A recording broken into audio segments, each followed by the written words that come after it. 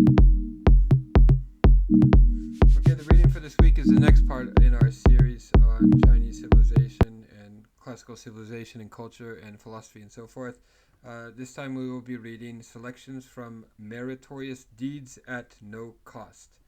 Okay, and again, the excerpt from the essay is taken from Sources of Chinese Tradition. William Theodore de Barry and Irene Bloom were the editors of Volume 1, Columbia University Press, 1999. I will provide the link to that book in the description below so you can purchase it. And the worksheets, the PDF worksheets that we'll be using for this class, were compiled by somebody at Columbia University, and I'll put the link to that below in the description as well.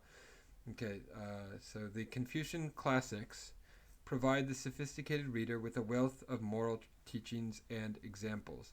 However, they are not well adapted to telling ordinary people how to put those abstract moral principles into practice in their daily lives. Okay, so you read through the Lung Yu, or the Analects by Confucius, and the Mengzi and other important Confucian texts, and they don't really give you concrete examples and concrete instruction on how to live, right? They're a little too abstract for the common people. So with the advent of printing in the Song Dynasty, so again the dates of the Song Dynasty, it's divided into Northern Song Dynasty in the first part of that dynasty era, and the Southern Dynasty in the second part of that era. But the whole era begins in 960, ends in 1276.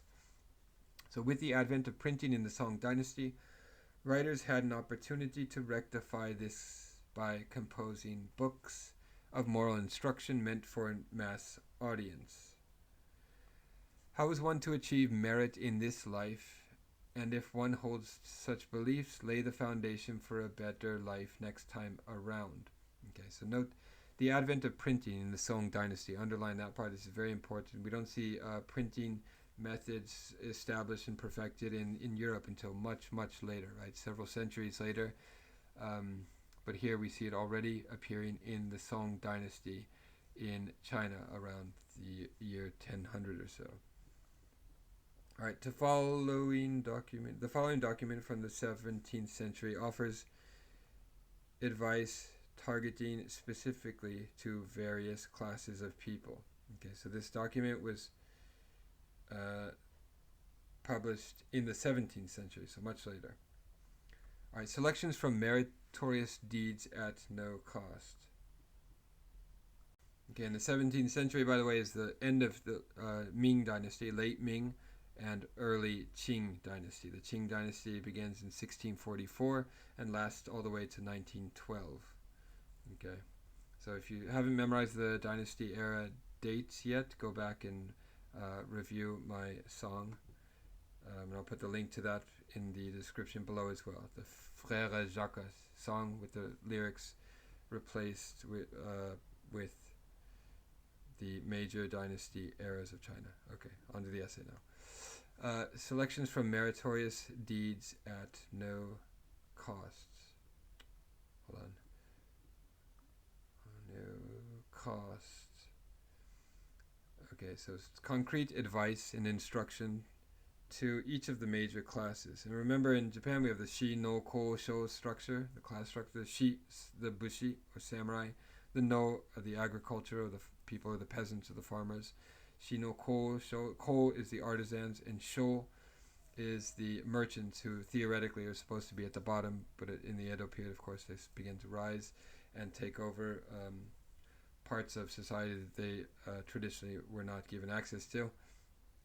All right, so we see this, that Shi no Kosho hierarchical social structure, of course, comes from China, comes from Confucian thought, and we see it as the basis for this essay here. So starting with at the top right now, start with the shi, or the scholars. Here's the advice for the scholars. Be loyal to the emperor and filial to your parents. So filial piety, underlying filial piety, xiao. Honor your elder brothers and be faithful to your friends. Establish yourself in life by cleaving to honor and fidelity. Instruct the common people in the virtues of loyalty and filial piety. Respect the writings of sages and worthies. Be wholehearted in inspiring your students to study. Show respect to paper on which characters are written. Try to improve your speech and behavior. Teach your students also to be mindful of their speech and behavior. Do not neglect your studies without reason.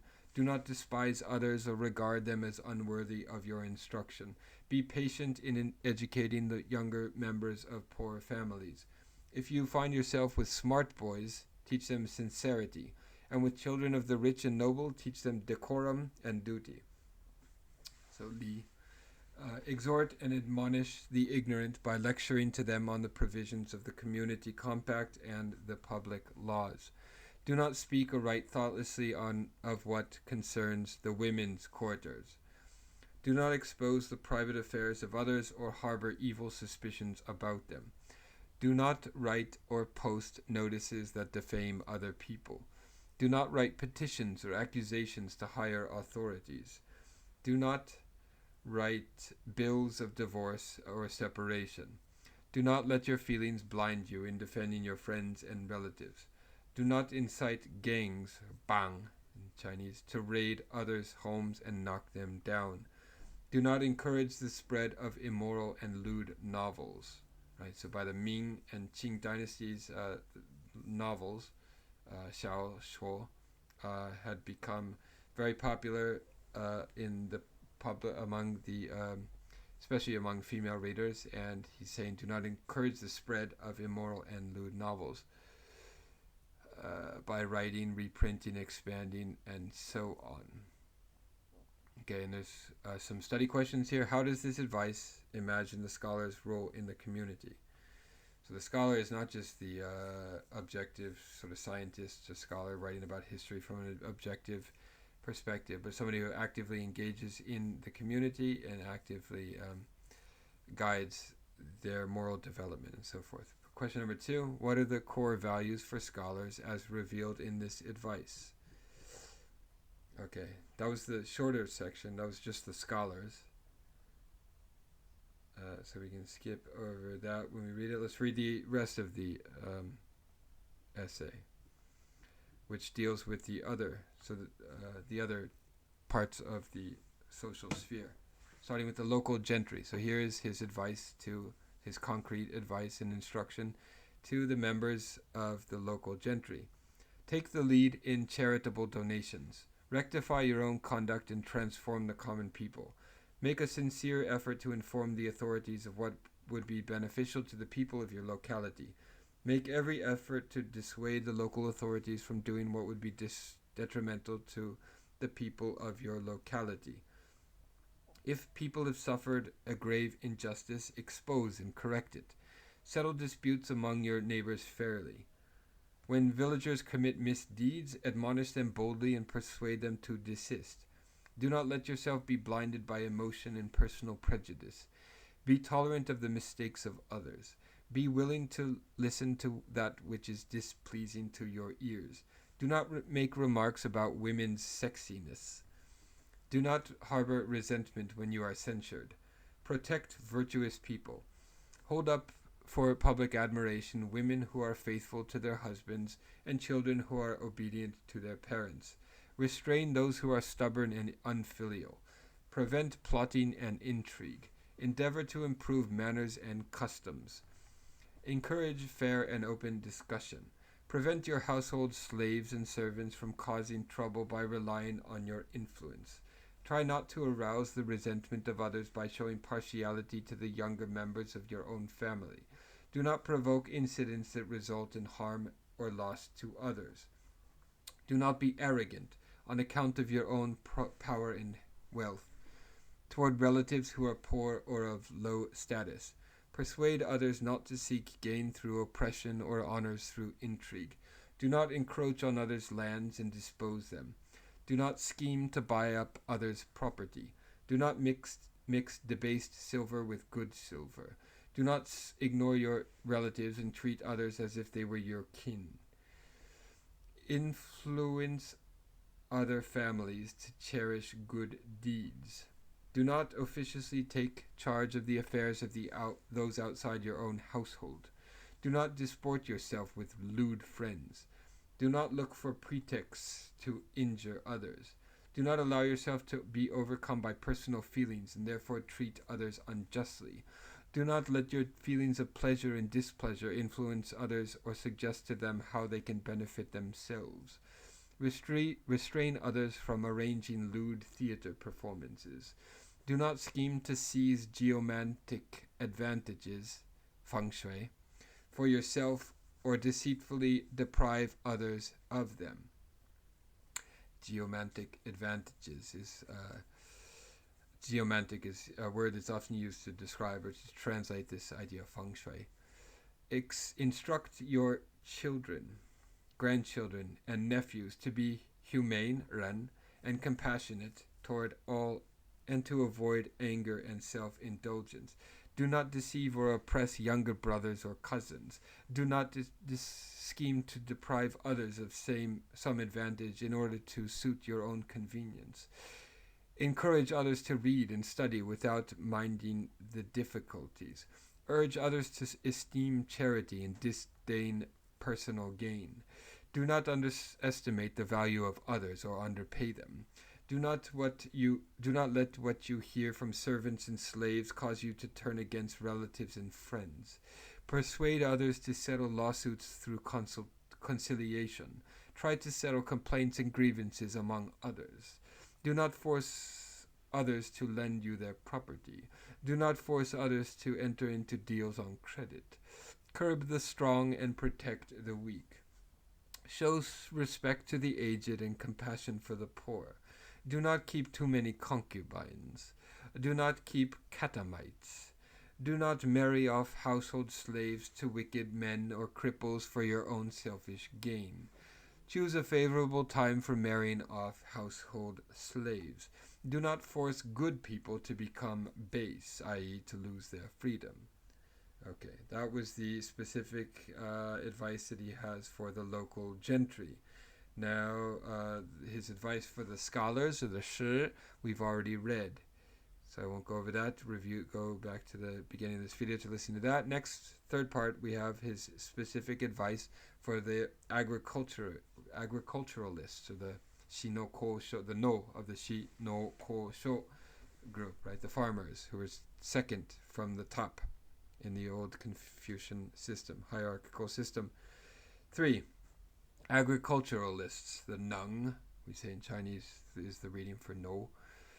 Do not miss the proper types for farm work. Have regard for the lives of insects. When fertilizing the fields, do not harm living creatures. Do not obstruct or cut off paths. Fill up holes that might give trouble to passerby. Do not instigate landlords to buy up lands. Do not steal and sell your master's grain in connivance with his servants. Do not damage crops in your neighbor's fields by leaving animals to roam at large, relying on your landlord's power or influence to protect you. Do not encroach on others' property beyond the boundaries of your own fields and watercourses, thinking to ingratiate yourself with your landlord. Do not disturb others' graves or interfere with the geomantic advantages, the feng shui, of others. In plowing, do not infringe on graves or make them hard to find. Do not suggest to your master that he will willfully cut off watercourses and extort payments from your neighbors. Do not take your landlord's seed crop for your own benefit. Do not damage the crops in neighboring fields out of envy because they are so flourishing. Do not instigate your landlord to take revenge on a neighbor on the pretext that the neighbor's animals have damaged your crops. Do not, through negligence in your work, do damage to the fields of others. Do not become lazy and cease being conscientious because you think your landlord does not provide enough food and wine or fails to pay you enough. Fill up holes in graves. Take good care of others' carts and tools. Do not kill mules and cattle, pigs and sheep, even if they eat your crops. Keep carts and cattle from trampling down others' crops. Do not desecrate the gods of the soil by plowing or hoeing the land or irrigating or spreading manure on days of abstention. For example, Wu, i.e. the 5th day of each 10-day cycle, which is the first of 2 days identified with wood in the 5 phases cycle, the 5 phases of the Wu Xing. And finally, the last group in the Confucian hierarchy is the dealers and the merchants, who theoretically are supposed to be at the bottom of society so they don't take over as they've taken over. And in the modern world, the merchants have risen to the top so that we're all merchants now. But in Confucian philosophy, the merchants are supposed to be a very small minority of the population. They're to be kept in check. Okay, so here's his advice to the dealers and the merchants. The Shou, we say in Japanese, is the kanji for akinai shou. Do not deceive ignorant villagers when fixing the price of goods. Do not raise the price of fuel and rice too high. When the poor buy rice, do not give them short measure. Sell only genuine articles. Do not use short measure when selling and long measure when buying. Do not deceitfully serve unclean dishes or leftover food to customers who are unaware of the fact. Do not dispossess or deprive others of their business by devious means. Do not envy the prosperity of others' business and speak ill of them wherever you go. Be fair in your dealings. Treat the young and the aged on the same terms as the able-bodied. When people come in the middle of the night with an urgent need to buy something, do not refuse them on the ground that it is too cold for you to get up and serve them. Pawn shops should lend money at low interest. Give fair value when you exchange silver, copper coins, especially when changing money for the poor. Be generous to them. So we will tolerate this kind of small amount of capitalistic activity, but it must be done in accordance with these rules that he's giving. When a debtor... Give fair value when you exchange silver for copper coins, especially when changing money for the poor. Be generous to them. When a debtor owes you a small sum but is short of money, have mercy and forget about the difference. Do not bring him to bankruptcy and hatred by refusing to come to terms. When the poor want to buy such things as mosquito nets, wadded clothing, and quilts, have pity on them and reduce the price.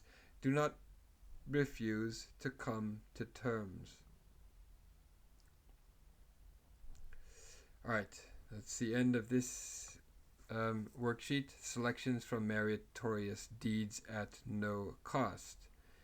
Okay, we'll go over the study questions and some more issues about this essay in class. See you then. Goodbye.